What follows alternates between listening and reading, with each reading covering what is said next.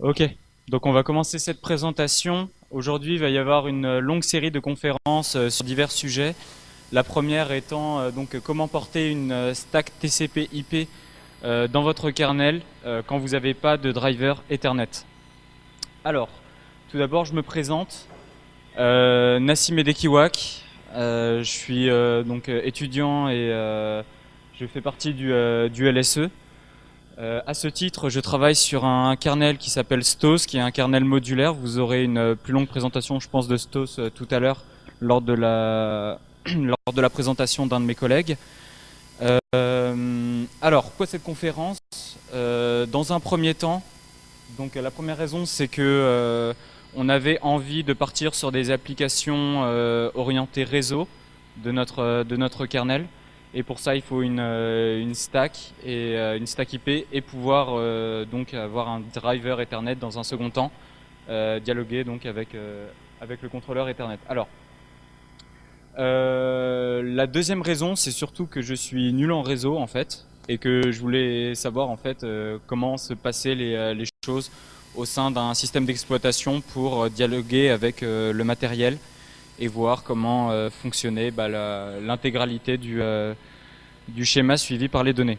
Alors, petit rappel sur comment fonctionne une stack TCP/IP. Vous allez avoir dans un premier temps le modèle OSI que je vous rappelle pas, qui est en 7 couches, relativement abstrait, pas très adapté à comment fonctionne la réalité. Et c'est la raison pour laquelle on a inventé, a été inventé ce modèle en 4 couches qui sied beaucoup plus au fonctionnement réel des choses. Alors vous allez voir ici, vous avez votre couche Ethernet, sur laquelle vont passer des frames Ethernet. Vous avez par-dessus une couche IP, par-dessus une couche de transmission, donc la couche TCP, et par-dessus une couche application avec l'interface pour les applications réseau. Donc ils vont balancer leur data à ce niveau-là. Euh, comme vous pouvez voir, chaque couche va rajouter, selon qu'on descende ou qu'on monte, ça dépend de l'ordre de la stack. Hein. Là, je donc. Ouais, donc chaque couche va rajouter ou enlever des headers encapsulés ou désencapsulés la donnée. Alors, voilà, donc ça c'était un petit rappel. J'ai voulu regarder les différentes stacks disponibles sur le net, sur les différents projets, les différents kernels que j'allais trouver. J'en ai trouvé un certain nombre. J'ai regardé beaucoup d'OS différents, que ce soit des RTOS, des kernels comme Minix, des stacks, la stack de OpenBSD, etc. J'ai essayé de voir à peu près, grosso modo, toutes les structures de stack TCP/IP que je pouvais trouver, essayer de comprendre quel choix avait été fait par les personnes et dans quel but. Alors, vous allez trouver sur le net un nombre très conséquent de stacks TCP.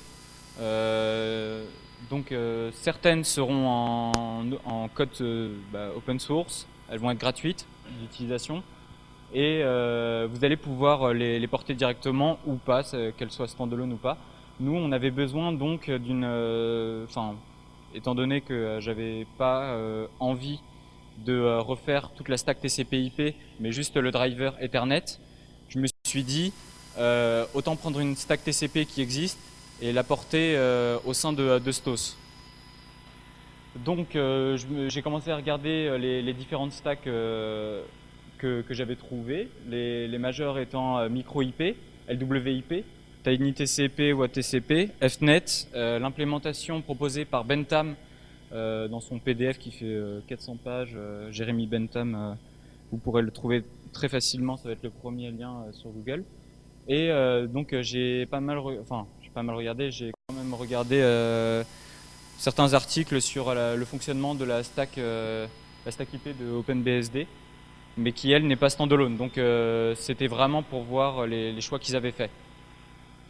Donc je vais revenir plus amplement sur LWIP tout au long de la seconde partie de la présentation. Mais laissez-moi vous introduire grosso modo donc les stacks quand même que j'ai regardé un tout petit peu plus en profondeur, c'est-à-dire micro-IP, LWIP et FNet. Donc, juste ce qui est important avant tout, étant donné que c'est une sorte de how-to avoir comment avoir une stack IP au sein de son kernel quand on a la flemme de la coder et que on n'a pas de driver Ethernet, c'est se poser les questions quel besoin doit satisfaire la stack IP. Est-ce que je fais de l'embarqué? Est-ce que j'ai un OS ou pas? Est-ce que je suis à même la machine ou à même sur un microcontrôleur qui n'en a pas? Est-ce que je veux quelque chose de simple, de rapide, de fiable? Est-ce que je veux quelque chose qui soit out of the box? C'est l'ensemble de questions que vous devez vous poser et ça va être à vous de faire les choix qui vont définir la stack que vous allez prendre. Alors, micro IP, tout d'abord, c'est une stack qui est extrêmement petite, la plus petite stack open source selon eux au monde. La stack TCP/IP complète. Elle est utilisée majoritairement pour des microcontrôleurs 8 et 16 bits. En fait, l'intégralité des opérations 32 bits sont réalisées à part et sont importées dans une lib séparée, dans une lib externe. Et donc, c'est très optimisé pour des opérations 8 et 16 bits. C'est très utilisé pour les microcontrôleurs et en général avec un bitness très petit et pour de l'embarqué en général. Ça utilise surtout du polling. Je rappelle le polling pour ceux qui savent pas, c'est grosso modo je fetch des datas dans une boucle et j'attends qu'on m'en passe quoi. J'attends des datas. Ça gère donc du TCP, de l'UDP pas très bien, IPv4 et il y a un fork qui a été réalisé qui supporte l'IPv6 et qui s'appelle IPv6. Donc merci de la créativité des développeurs. Voilà. Donc j'ai fait un petit exemple pour vous montrer comment ça pouvait marcher. Grosso modo, juste on active la stack TCP. Donc on définit quelle va être notre fonction principale. Elle va faire donc vous allez voir qu'elle va appeler le connect test qui va être une test de connexion. Ensuite ça va réaliser après s'être reconnecté, ça va balancer H24 du foo \n. Voilà. Donc c'est vraiment simple d'utilisation, comme vous pouvez voir. Vous n'avez pas besoin d'initialiser énormément de choses, contrairement à la majeure partie des stacks que vous allez pouvoir trouver sur Internet. Voilà. Donc ensuite, je me suis intéressé pas mal à LWIP, comprendre comment elle fonctionnait. Je vous fais une très légère présentation maintenant, étant donné qu'on va voir dans toute la seconde partie comment la porter et comment la tester une fois qu'on aura notre kernel. Elle fonctionne avec des IRQ, ce qui la rend beaucoup plus rapide que UIP par rapport à du polling. Elle propose un certain nombre de services, donc du DHCP, de l'AutoIP, de l'ARP, de l'UDP, du PPP et d'autres protocoles intéressants. Que sur de l'IPv4 par contre. Et elle propose aussi plusieurs modes, c'est intéressant, avec du zéro copy. Il y a un mode zéro copy et même les modes qui utilisent qui utilisent très peu de RAM sont quand même performants. Donc dans l'ensemble, utilise quand même peu de RAM même sur les autres modes et elle possède quelque chose qui est très intéressant, c'est différents niveaux d'API en termes d'abstraction. Je reviendrai en longueur dessus tout à l'heure. Alors ensuite, FNet. Donc FNet malheureusement ne fonctionne pas ne supporte pas de l'X86. Elle a certaines parties en fait qui sont optimisées pour de l'ARM, du Power Architecture donc des Cortex M4, M3 et c'est noté après que je sache, c'est Coldfire. Et en fait, nous, étant donné que c'est un kernel qui, pour de l'X86 pour le moment, je me suis dit c'est mort, mais j'aimerais quand même regarder la structure interne de la stack. Comme vous pouvez voir, alors la stack pour ceux que ça intéresse, peut fonctionner donc à même l'ordinateur sans système d'exploitation. Vous n'avez pas besoin de kernel forcément. Donc vous pouvez voir la structure grosso modo. Vous avez une stack TCP en elle-même. Par-dessus, vous avez une surcouche, une API qui est proposée pour être utilisée par les applications réseau directement et une API de socket. Et par-dessus, Fnet propose un certain nombre de services qui restent quand même relativement intéressants étant donné que quand on porte sa stack TCP, avoir un serveur HTTP instantanément, un serveur et un client d'HCP, c'est quand même pratique. Donc ça va proposer pas mal de choses à côté, comme vous pouvez voir. Et donc c'est extrêmement utilisé de ce que j'ai vu dans des microcontrôleurs 32 bits. Comme je vous ai dit, ça supporte certaines architectures, mais pas de l'X86. Ça supporte donc de TCP, UDP, IPv4, IPv6 et fournit pas mal de services à côté. Donc voilà, ça c'est les stacks que j'ai le plus regardé et je me suis quand même concentré sur LWIP. Déjà le fait que ce soit extrêmement utilisé, donc j'ai pour habitude souvent de regarder, je ne sais pas si c'est une référence pour les autres, mais je regarde souvent comment fonctionnent les choses dans Minix parce que je trouve quand même que c'est mieux codé que ce que je ferais. Donc bon bah j'hésite pas à regarder quand même. Et ils utilisent LWIP. Et donc j'ai commencé à m'y intéresser de plus en plus et j'ai vu donc la simplicité avec laquelle elle pouvait être portée et les différents niveaux d'API en fait qui étaient proposés. Alors donc on va commencer par comment porter LWIP, mais avant ça donc un super schéma de comment sont entassés les niveaux d'API. Voilà. Donc vous allez avoir une API qui fonctionne si vous voulez avec ou sans OS, ça va être selon vous. Une API par-dessus qui utilise si vous selon vos désirs du multithreading, d'autres choses, donc des sémaphores, etc. On reviendra tout à l'heure dessus. Ça propose aussi une API complète, donc implémentation BSD-like, POSIX de socket, ce qui est super pratique. Alors, donc la structure grosso modo quand vous allez importer la tarball et que vous allez vous retrouver avec tous les fichiers. Je vous ai mis pour ceux qui voudraient regarder a posteriori les fichiers dans lesquels se trouvent la majeure partie des actions réalisées dans chacun des blocs. Les noms sont inscrits à côté. Vous pourrez aller regarder vous-même si ça vous chante. C'est relativement simple de comprendre la façon dont est structuré le projet.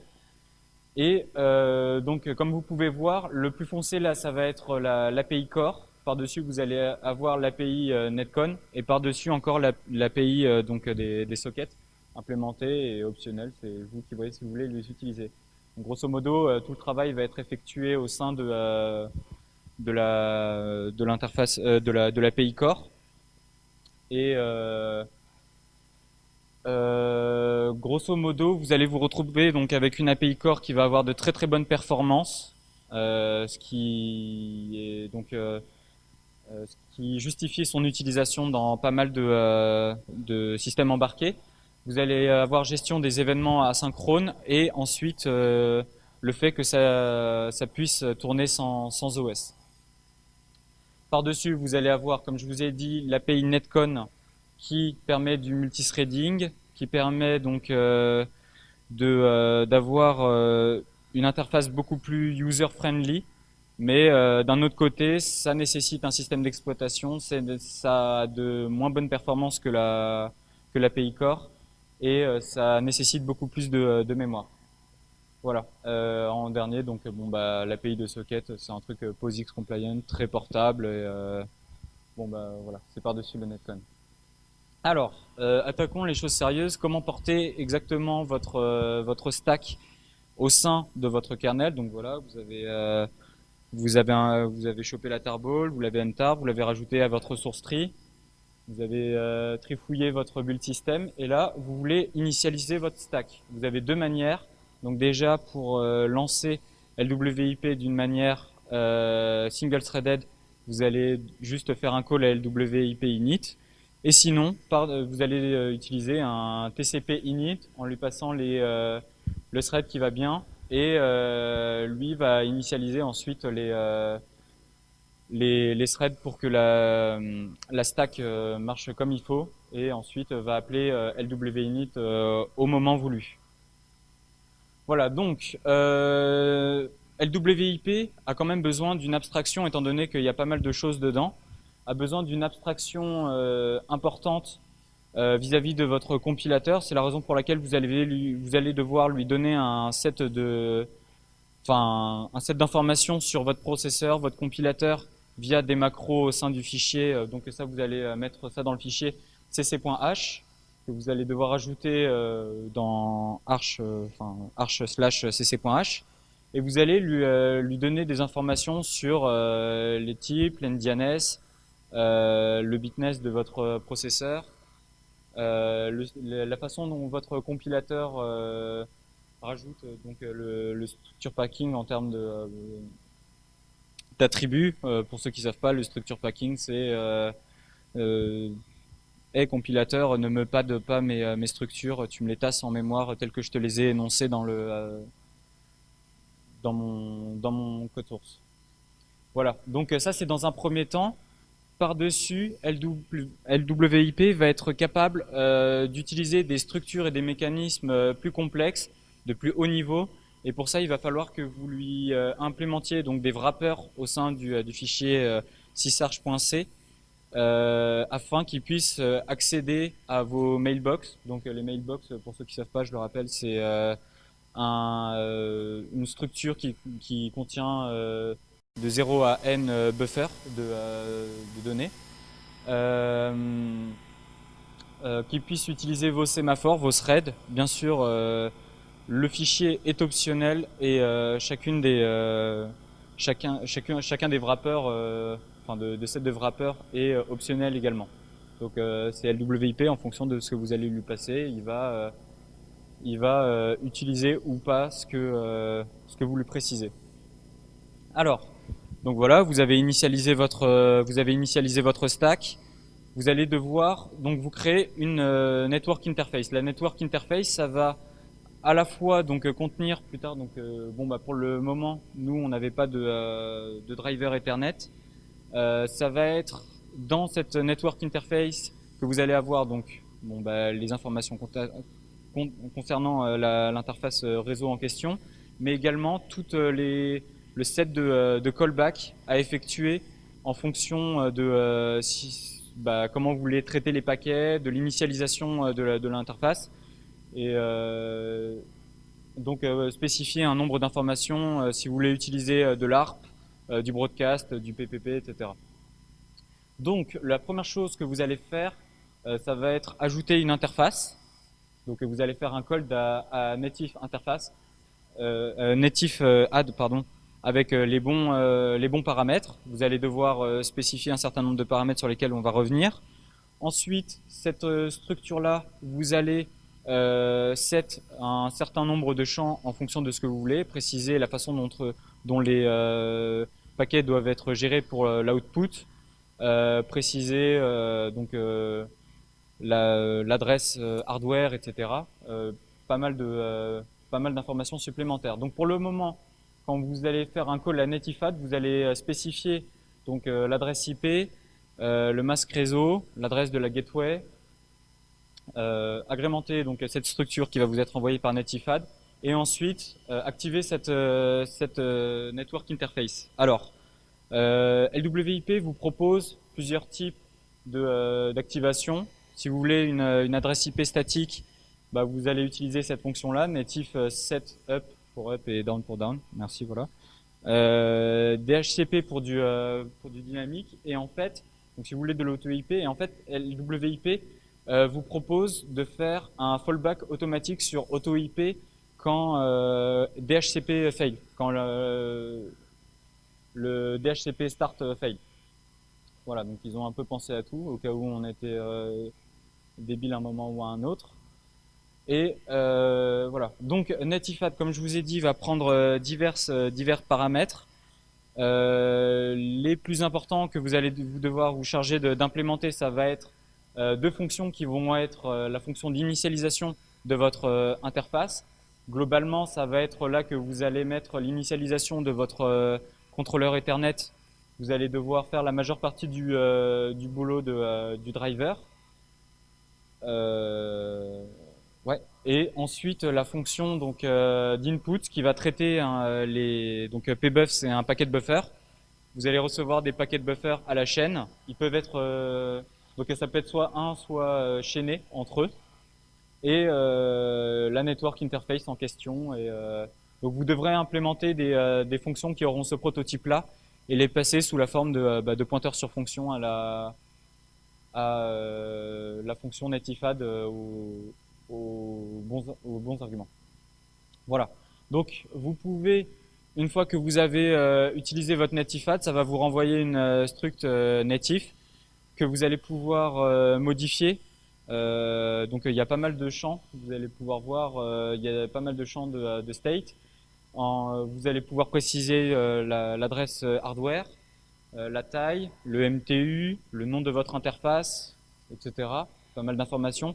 Vous allez rajouter aussi des fonctions pour l'output, comment doivent être gérés les outputs. LWIP en fait a besoin d'une fonction forcément qui gère l'input sur les paquets de buffer, mais pas forcément l'output. Vous pouvez lui filer des pointeurs sur fonction qui font absolument rien, et il s'en fiche totalement. Il a juste besoin de quelque chose qui gère les inputs. Voilà. Ensuite, vous allez avoir un champ qui va contenir les options que vous voulez activer. Donc, vous allez pouvoir spécifier si vous voulez du broadcast, du PPP, de l'ARP. Pour l'ARP, vous avez pas mal d'autres choses à spécifier. Il y a toute une procédure qui est décrite au sein de la doc. How to get ARP in your stack. Et voilà. Donc, les fonctions d'output que vous allez devoir implémenter, vous allez devoir les rajouter comme valeur au champ de votre net interface, au champ link output et link output et output. Vous allez devoir implémenter ces deux fonctions. Donc la link output, ça va être vraiment la fonction qui va gérer vraiment le bas niveau de la façon dont doivent être envoyés les paquets une fois qu'ils sont bruts. Et c'est ce qui fait concrètement la transmission des paquets quoi, avec l'Ethernet. Et la fonction d'output qui va en fait récupérer un paquet TCP et en fait dès qu'un paquet est au niveau IP, il va sous la forme d'un datagramme IP et qu'il est prêt pour être transmis. Vous pouvez par exemple faire une résolution des adresses genre Ethernatif ARP-RES, et ensuite votre fonction va appeler full link output qui est votre vraie fonction très bas niveau pour output ces paquets. Donc voilà, normalement votre fonction output devrait appeler link output. Ensuite, vous avez votre fonction d'input. Alors à chaque fois que vous allez vous recevoir par exemple des IRQ de votre contrôleur Ethernet, pour si jamais vous avez un driver et sinon avec des interfaces fictives, enfin des interfaces virtuelles genre du TAP, dès que vous recevez un paquet, vous le passez à votre net interface flash input plutôt que de le passer directement à la fonction que vous aurez codée vous-même, parce que LWIP fait de ce que j'ai cru comprendre, faisait un set de checks supplémentaires par rapport à ce que vous feriez. Donc voilà, la doc dit si vous voulez faire quelque chose d'intelligent et d'optimisé, faites-le en passant les les paquets de buffer que vous allez recevoir à la fonction que vous avez passée en paramètre à native add qui a elle-même ajouté votre interface. Voilà, donc vous devrez, comme je vous ai dit tout à l'heure, filer ça sous la forme d'un pointeur sur fonction qui a ce prototype-là. Et bon, c'est tout. Alors, petit récapitulatif. Vous avez l'initialisation de votre stack TCP, suivi donc d'une implémentation de votre fonction d'initialisation. Donc pour le moment, elle fait peut-être pas grand-chose, elle va peut-être juste poll sur sur quelque chose qui est du tap ou whatever, et que vous passerez ensuite à native add. Pareil pour la fonction d'input. Donc elle va traiter votre packet buffer, votre liste chaînée de packet buffer. Vous le passerez ensuite à native add. Une fois que vous avez votre struct natif, vous allez pouvoir ajouter des valeurs au champ pour agrémenter votre fonction. Vous allez récupérer ce que va vous renvoyer native add, et grâce à ça, vous allez pouvoir donc définir des choses supplémentaires avec link output que vous allez pouvoir ajouter une fois que le call sera terminé, et link input. Voilà. Donc vous faites votre call, vous récupérez la valeur de retour de ce truc-là, et vous le setez comme network interface par défaut. Et ensuite, donc avec native set default, et ensuite vous la marquez en up avec le set de fonctions que je vous ai donné tout à l'heure, en fonction de si vous voulez de l'IP statique, dynamique, etc. Donc maintenant, comment tester et debug LWIP? Alors on peut être dans diverses problématiques différentes. Nous pour le moment, on est sur un kernel x86. On peut se hook avec GDB pour l'instant on boot sur QEMU. On peut se hook avec GDB dessus sans problème. C'est pas le cas de tout le monde. Donc ce que vous pouvez faire, c'est dans un premier temps tester votre stack, et dans un second temps la debug. On n'a pas d'accès au réseau si on n'a pas de driver Ethernet. Comment on fait? Bon, deux solutions, une qui m'a été proposée, une que j'ai imaginé moi-même et qui marche. Donc on initialise une autre stack LWIP à côté en mode standalone, et vous pouvez créer en fait une connexion TCP juste en faisant TCP new. Ça va vous renvoyer donc avec les arguments qui vont bien. Vous allez vous récupérer un PCB, donc qui est une structure utilisée par LWIP pour gérer des connexions TCP. Donc c'est un protocole control block. Vous allez avoir une connexion, vous l'activez, et ensuite vous pouvez balancer de la data non-stop à votre interface qui est que vous aurez donc add et activé juste avant. Une autre manière de faire ça, vous pouvez demander soit à QEMU, soit en fonction de ce que vous utilisez, vous créez un device tap. Donc je rappelle, un device tap, c'est un device virtuel qui peut être bridgé où vous voulez dans votre host, quoi. Donc vous le reliez à ce que vous voulez, et du côté du host, vous allez pouvoir balancer autant que vous voulez les datas afin de vérifier que vous les recevez bien de l'autre côté dans votre stack IP. Donc voilà, c'est deux solutions pour la tester. Ensuite, tester votre interface réseau. Et ensuite, vous allez vous dire, j'ai peut-être aussi besoin de debug. Alors, LWIP a été tweak au fur et à mesure afin de pallier aux besoins de la majeure partie des gens.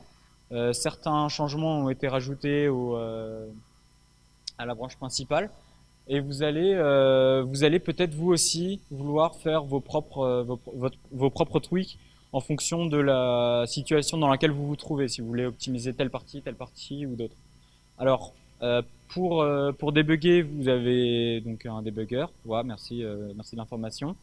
J'en ai pas forcément, je suis sur de l'embarqué, je suis sur une board qui a quasiment rien. Bon t'as peut-être une JTAG, ok, j'ai peut-être pas forcément 2000 euros. Tu peux utiliser le built-in debug qui est fourni par le WIP. Alors on se dit ouais, du printf, c'est un peu du debug d'abruti, etc. Mais en fait, LWIP fournit des messages de debug qui sont déjà configurables, et dans un deuxième temps, bien.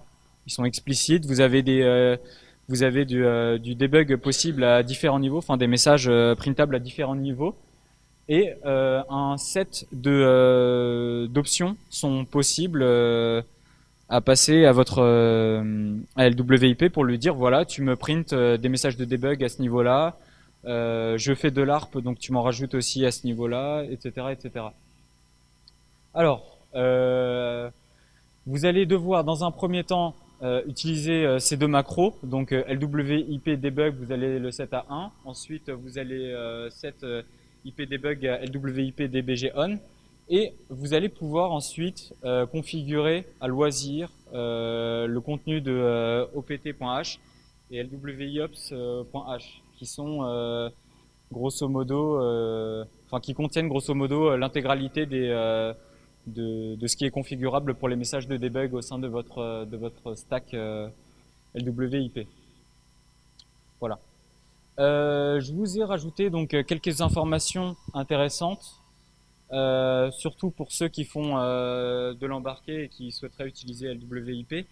Je vous ai rajouté donc le nombre de lignes de code source au sein de LWIP, donc vous pouvez voir à quel point c'est petit par rapport à du Linux, même en prenant juste une toute petite partie de la stack IP de Linux.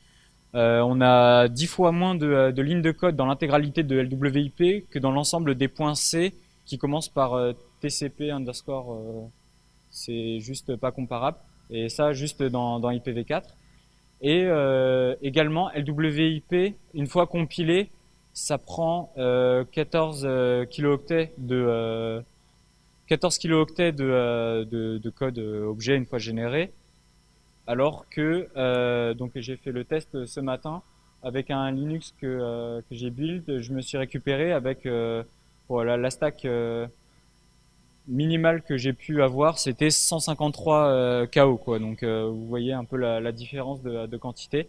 Bon après comme vous pouvez voir, comme je vous ai dit, UDP était pas très très fonctionnel, ça tend à changer. Il y a pas mal de gens qui chouinent sur les forums à propos de ça et je pense que ça va tendre à augmenter. Mais bon, vous pouvez désactiver, vous pourrez désactiver, je pense ça au sein de la WIP. Donc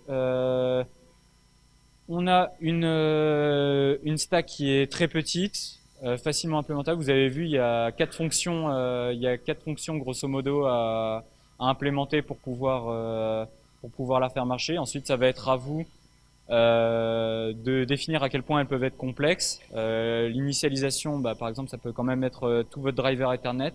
Ça peut faire un sacré pâté bah, au sein de Linux. Le driver E1000, il est quand même costaud, même pour quelque chose qui est relativement simple.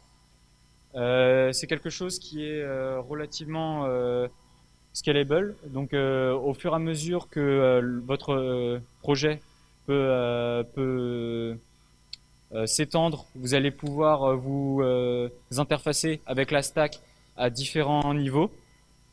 Donc vous allez avoir quelque chose, comme je vous ai dit, vous allez avoir le corps qui est relativement simple. Ensuite, vous allez avoir des interfaces encore plus simples et tout le set d'API proposé par l'API de socket.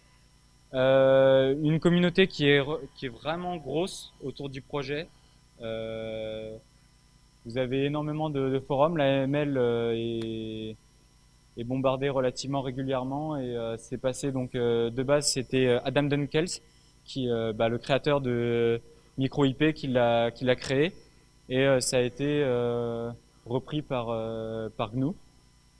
Donc vous allez pouvoir le choper sur savannah.gnu.org. Et il y a de très très nombreux exemples disponibles sur Internet. Comme je vous ai dit, il y a énormément d'OS qui utilisent ça, DOS6, Minix, etc. Enfin, il y a vraiment beaucoup de choses. Et vous allez pouvoir voir exactement ce que les gens ont fait par rapport à vous sur la façon dont ils gèrent les paquets, etc. Voilà. Des questions?